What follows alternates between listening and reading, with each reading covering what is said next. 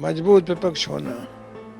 तो आज से ही विपक्ष मजबूत हो जाए तो ज़्यादा अच्छा है। इसलिए 14-24 कब आएगा इसकी छोड़ दो, पार्लियामेंट और बाहर संग्राम और संघर्ष करना है।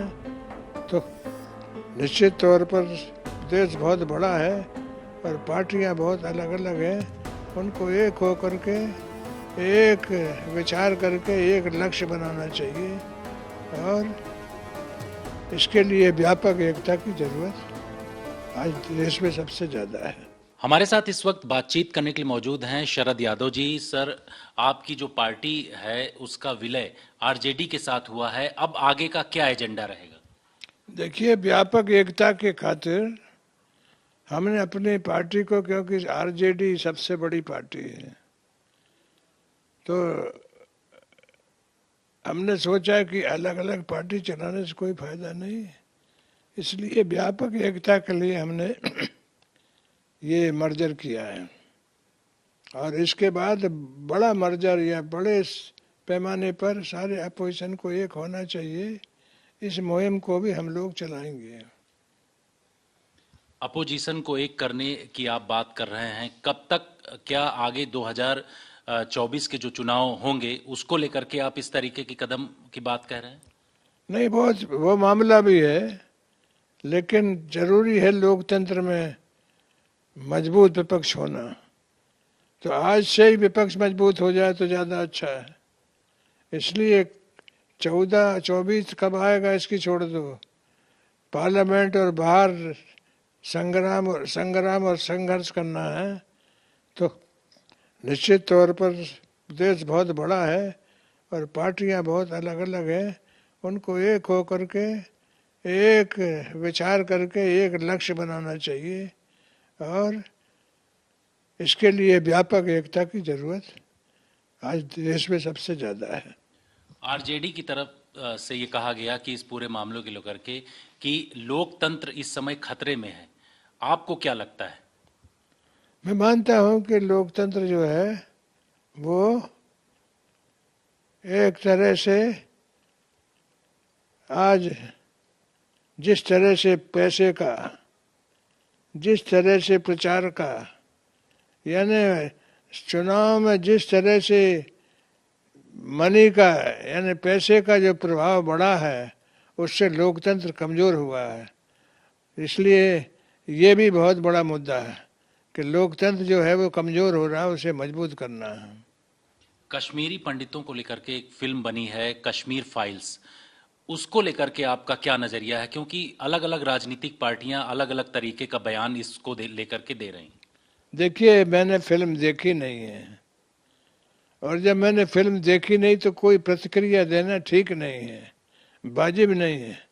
जिन लोगों ने देखी है वो प्रतिक्रिया दे रहे हैं, मैं भी उसको देखूंगा और देखने के बाद मैं प्रतिक्रिया अपनी व्यक्त करूंगा। लेकिन जो उस समय घटना हुई थी, ये कहा जा रहा है कि 1990 में वीपी सिंह की उस समय सरकार थी और जो आरोप लग रहे हैं कि कांग्रेस पार्टी की वजह से ऐसा हुआ, आपने तो उस समय का दौर देखा है, आप क्या कहेंगे इस पर?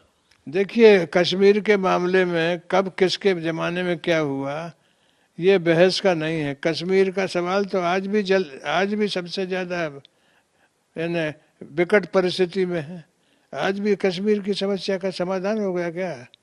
लगातार जब से देश की आज़ादी आई है तब से कश्मीर का सवाल जो है वो हमेशा रहा है। तो सवाल है कि किसकी सरकार थी, ये महत्वपूर्ण नहीं है। कश्मीर समस्या विकट समस्या है और उसमें जो कश्मीरी पंडितों का विस्थापन एक बड़ा मुद्दा है और सबकी सरकार आई है तो उन्हें वापस किया गया। बहस करना अलग है, कश्मीर तो वैसे बड़ी विकट समस्या है ही। इस समस्या के बारे में मिलकर के ठीक करना चाहिए, एक दूसरे पे ब्लेम नहीं डालना चाहिए। लेकिन उस समय की जो घटना हुई उसको लेकर के फिल्म बनी, प्रधानमंत्री ने कहा कि ऐसी फिल्में बनती रहना चाहिए जिससे कि देश में हकीकत लोगों को पता चल सके। देखिए, वो प्रधानमंत्री क्या बोले हैं इस पर मेरा कहना ठीक कुछ नहीं है। मैंने फिल्म देखी नहीं है और देख लूंगा तो इसके बाद ही प्रतिक्रिया दूंगा मैं। सवाल एक यहाँ पर कश्मीरी पंडितों का है कि केंद्र सरकार भी कदम बढ़ा रही है कि उनका जो विस्थापित हुए हैं उनको रिहेबिलिटेट किया जाए। ऐसे में आप लोग राजनीतिक तौर पर क्या कहेंगे, क्योंकि अलग अलग पार्टियां अलग अलग तरीके का बयान दे रही हैं इस फिल्म को लेकर के। नहीं, इसमें सब पार्टियां एक हैं, रिहेबिलिटेशन उनका हो, इसमें कोई पार्टी का डिफरेंस नहीं है। सबका एकता एका है कि कश्मीरी पंडित अपनी जगह वापस जाएं, ये सबका एजेंडा है, अकेले बीजेपी का नहीं है, सबका है।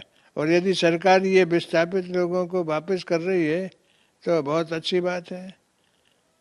एक अंतिम सवाल, उस समय राज्यपाल, जब ये घटना हुई थी कश्मीरी पंडितों के पलायन का, राज्यपाल जगमोहन जी थे। उनके बारे में कहा जाता है कि वो कांग्रेस से जुड़े हुए व्यक्ति नहीं थे, बीजेपी भी समर्थन दे रही थी उस समय की सरकार को।